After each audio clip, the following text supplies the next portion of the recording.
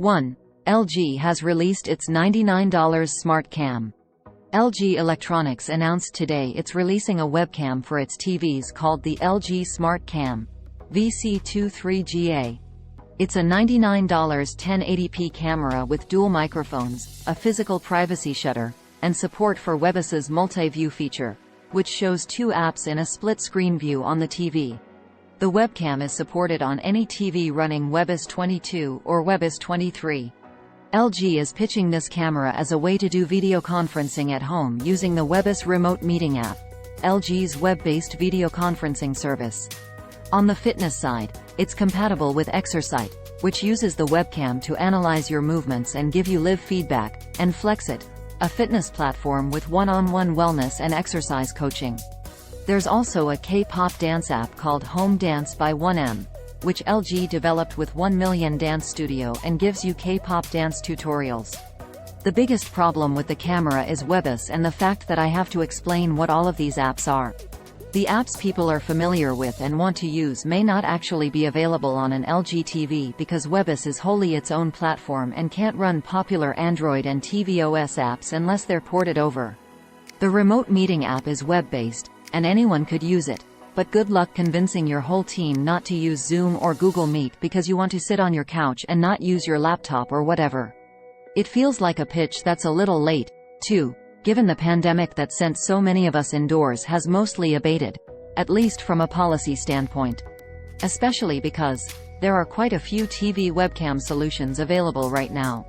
Sony released a fancier TV-based webcam for twice the price for its Bravia TVs.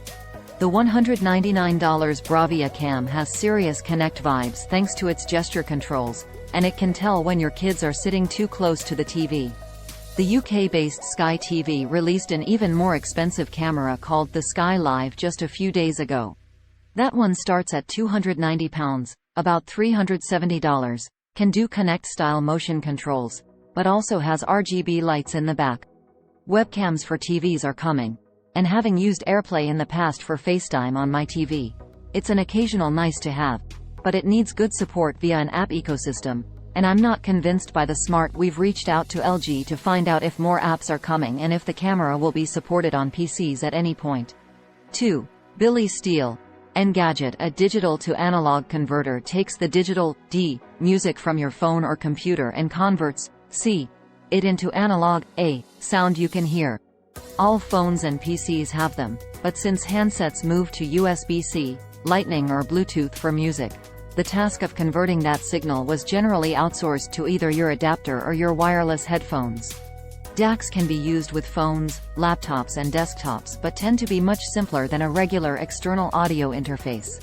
One basic distinction is that DACs are usually for listening only, whereas an audio interface might have ports to plug in microphones and instruments. But an external audio interface is also technically a DAC. The benefit of DACs is that they tend to be lightweight, making them more suitable for mobile use, although it still gets a little tricky with the iPhone as you still might need to add another dongle to make it play nice with Lightning. Also, not all DACs support all the higher audio resolutions. Most DACs require external power or an onboard battery, though some can use the power from whatever you plug them into, in which case expect a hit to your battery life. Below are some of our picks for a variety of scenarios. Best for Android users looking for a simple, affordable option. Ugreen USB-C to 3.5mm headphone adapter. Okay, you were expecting serious outboard gear and we start by showing you a basic adapter? Yes, because this one supports 96 kHz audio, 24-bit, and is about as straightforward as you can get. Simply plug into your USB-C device, or USB-A with an adapter.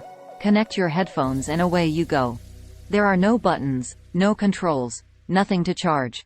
While this dongle doesn't support 192 kHz, the move up to 96 kHz is still firmly in the high-res audio category, and its super low profile and ease of use make it a great option for those that want an audio quality bump without going full-bore external DAC. Of course, this budget DAC is best suited to devices with a USB-C port such as the iPad Pro, MacBook or most Android phones.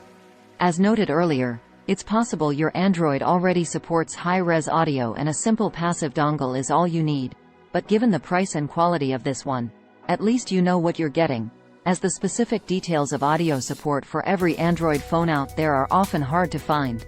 3. Here's the OnePlus folding phone expected for later this year on leaks via SmartPrix. According to OnLeaks and MySmartPrice, the OnePlus V Fold could also have 3 cameras on its back, including a 4.8MP primary sensor, 48 megapixels ultra-wide sensor, and a 6.4MP telephoto sensor. There may also be a 3.2MP selfie camera on the device's outer display, along with a front-facing 20 megapixels camera on the inner display.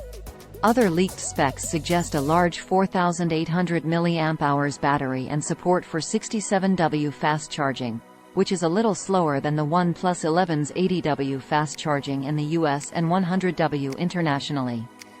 If you're curious about what all this might look like, there have already been some leaked images of the OnePlus V Fold. Last week, SmartPrix posted renders from OnLeaks that show a folding device with a bulging, circular camera island in the center of the device with nearly bezel-less displays. We don't have an image of the device when it's fully closed, though, so it's hard to tell if there's any gap between the two sides. The specs and design aren't everything, however. Software is just as important, and that becomes even more apparent when comparing the experience on the Samsung Z Fold 4 versus the Google Pixel Fold. Unlike the Pixel Fold, Samsung's Foldable comes with an array of capabilities that makes using the device much more convenient. While the OnePlus Fold is rumored to run the company's Android-based Oxygen OS, we still don't know how that will perform on a foldable device. 4.1 Password. The location of where these browsers or devices have accessed the family account will also be visible in this view. It's surprising that the 1Password apps didn't already support these family account features, but it's not like 1Password is the only password manager guilty of this. Dashlane also provides a similar friends and family plan that, according to the company's Quick Start Guide, can still only be accessed via its web app.